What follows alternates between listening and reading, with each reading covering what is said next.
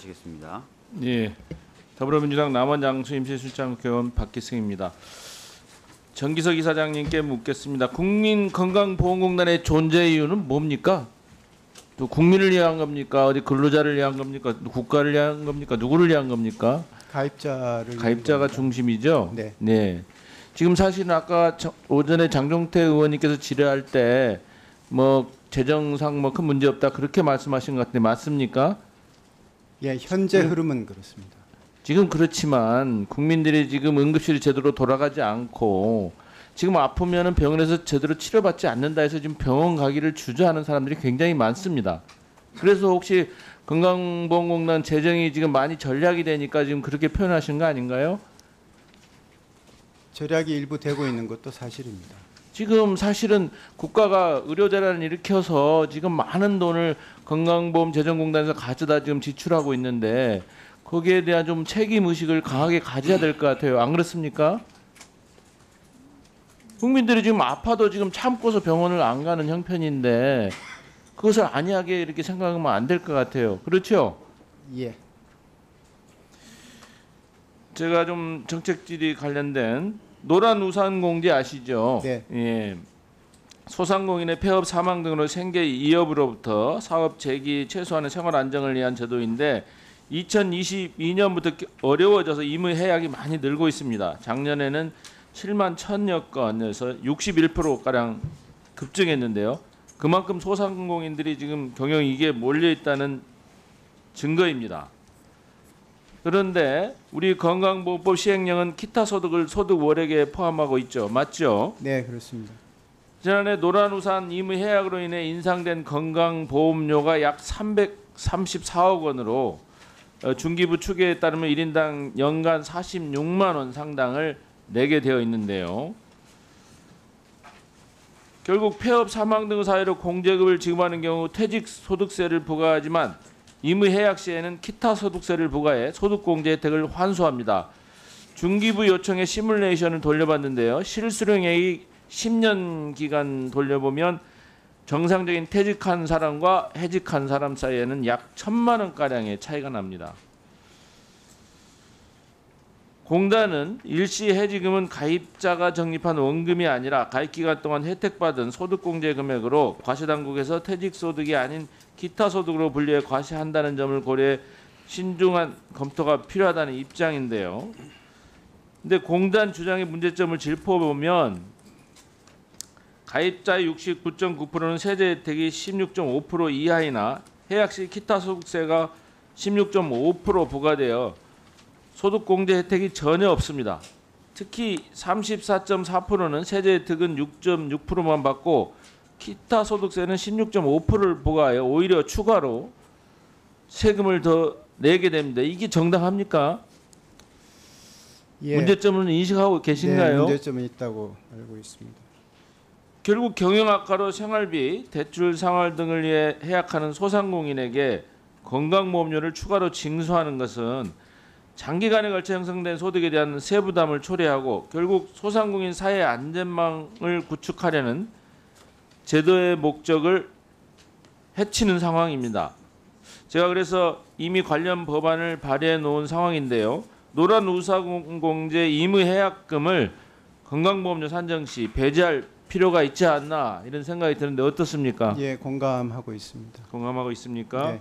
어쨌든 이러한 소상공인의 어려움 때문에 이 사람들이 해약하고 있는데 다시 재개할 수 있도록 좀 제도를 개선하는 데 좀 앞장서 주시기 바랍니다. 예. 그러나 이제 현행법으로는 기타 소득에 대해서 부과를 국세청에서 하기 그래서 때문에 저희가 지금 사무실에서 수밖에 개정안을 지금 내놓고 없습니다만. 있습니다. 네, 예, 그렇게 하겠습니다. 예. 그다음에 작년 11월 국민권익위가 의결한 저소득 취약계층의 복지 사각지대 방지를 위한 해소 방안 권고 내용 혹시 알고 계시나 모르겠습니다. 이게 포괄적 예금 채권의 무차별적 압류로 생계형 체납자의 고충 민원이 지속된다고 지적했는데 알고 계십니까? 네. 공단은 월 보험료 5만 원 이하의 체납자의 예금 압류는 지양해야 된다는 입장이죠. 네, 그렇습니다. 그렇지만 올해 8월만을 기준으로 보면 생계형 체납자에 대한 예금 압류가 3만 건이 넘고 있습니다. 그런데 우리가 이제 조세 체납 관련 경우에는 잔고 재고를 계좌 잔고를 받아가지고 특정 압류만 하는데 건강보험료는 정보 제공을 받을 수 없다는 이유로 포괄적 압류가 지금 관행화되어 있다는데 맞죠? 예, 저희가 자료를 다 받을 수 없어서 그렇습니다. 그래서 소액 금융재산 잔액증명서를 제출할 때 이제 압류 대상에서 제외한다는 통보서를 발송하고 있는데요. 잔액증명서 제출이 2020년 대비 2023년에는 6.2배나 증가했어요. 즉 소액 예금에 대한 포괄적 압류가 지금 빈번하게 이루어졌다는 증거입니다. 그런데 이제 특히 일용직 등의 경우에는 거주지가 불분명하거나 이동이 잦아 일반 우편 송달만으로는 당사자가 모를 수도 있고 또 모를 수가 있습니다. 국세기본법은 등기 우편으로 좀 보내는 것과 또 차이가 있습니다.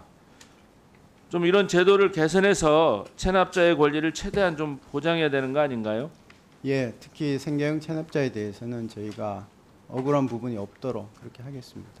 다만 저희가 자료를 다 못 받도록 돼 있기 때문에 그렇습니다. 자료가 선별적으로 받을 수 있게 되면 그 부분에 대해서는 그런 포괄적 압류 조치는 하지 않도록 하겠습니다. 아니면 아까 말씀하신 대로 정말 5만 원 이하의 그 보험료를 내는 사람들은 일괄해서 다른 그 조치를 취하면서 이 포괄적 압류 제도를 좀 안 하게 컴퓨터상으로 그런 이런 사람들이 살기도 생업에 바쁜데 그 뭐 서류 떼다가 그 이의 신청하고 이게 쉽겠습니까? 예. 선제적으로 압류를 안 하는 방향을 한번 연구해 보십시오. 예, 그리고 간편하게 좀 더 간편하게 예, 예. 진행이 이루어질 수 있도록. 그 의료보험 사각지대에 있는 사람들 아닙니까? 아까 말씀하신 대로 국민을 위한 이 건강보험제도를 운영하는 것인데 오히려 지금 보험공단에서 앞장서서 그월 보험료 5만 원도 못 내는 사람을 그 보험 대상에서 내쫓는 결과가 되는 거잖아요, 그렇죠? 예. 그렇게 하지 않도록 하겠습니다. 저희는 그 부분에서 뭐 들어오는 수입이나 이런 데서 크게 문제가 되지 않기 때문에 하지 않되 다만 그 형평성 있게 예, 또 그렇게 집행을 하겠습니다. 이건 너무 편하니까 그냥 포괄적으로 압류하면 편하겠지만 지금 이 건수가 굉장히 많지 않습니까? 예, 그러니까 포괄적 압류는 저희가 하고 싶어서 하는 게 아닙니다. 그러니까 선별적으로 자료를 받을 수 없기 때문에 하는 것이기 때문에. 지향한다고 했으면 네. 5만 원 이하 그 소액 그 보험료 내는 사람들께는 다른 제도를 살펴서 그런 포괄적 압류를 하지 마시라고요. 예, 못하시겠습니까? 알겠습니다. 그쪽 방향으로 저희가 논의를 해 나가겠습니다. 잘 해주시기 바랍니다. 네.